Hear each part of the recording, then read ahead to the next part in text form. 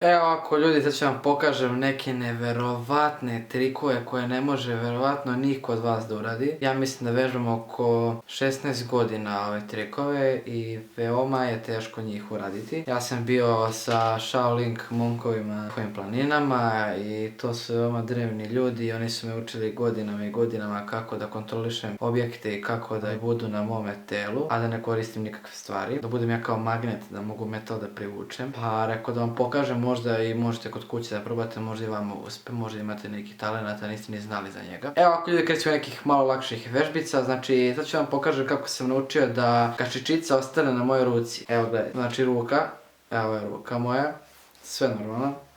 Evo je kašičica, nema ništa na njoj, sve to.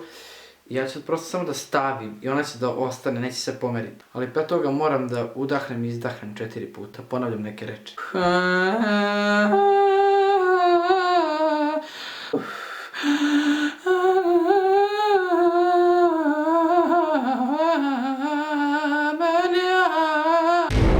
Evo ga ljudi, uz prosto neke malo tekstove teže koje nećete naučiti nikada, možete da pokušavate. Moja ruka stoji najnormalnije, kašičica je tu, sve je tu, kao što možete vidjeti nema ništa. Prelazimo neki malo teži objekat.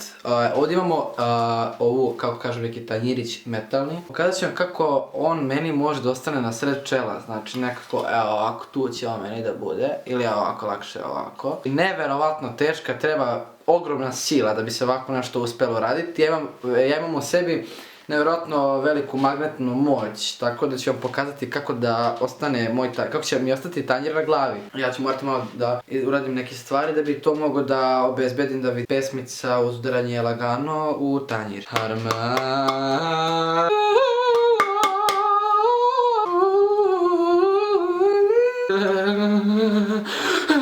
Evo ga, pomoć magnetne sile iz mog tela, samo koristim to, evo ga.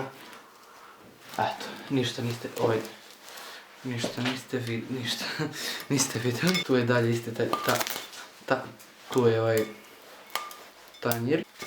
Kao što smo rekli, tu je taj tanjir koji je bio na mom licu. Znači ništa nisam lepio. Koristim neke stvari da vas prevarim ili tako nešto. Znači tanjir je dalje isti kakav je bio i bio je na mom licu. Znam, teško je ovo jako, ali trudim se samo zbog vas. Ljudi, sam nešto vam pokažem nešto neverovatno. Znači, iz mog rukava će da iskoči nož i viljuška, a oni stvari tamo nisu, znate, nema ništa unutra.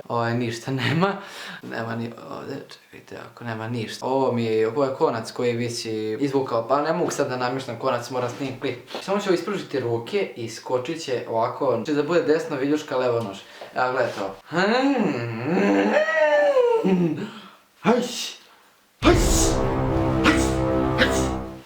Spojio, gledajte.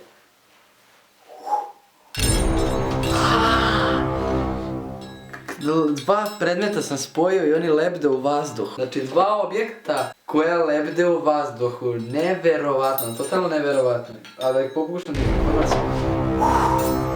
Ladno sam uspeo, evo, ovo ninja koriste, mogu da ih i podignem da gore budu, a mogu da ih spustim da budu i dobro. Ovo ninja koriste njih tehnikama za borbe, vidite. I sad oni samo urede ovako nože, i samo ovako, samo ovako.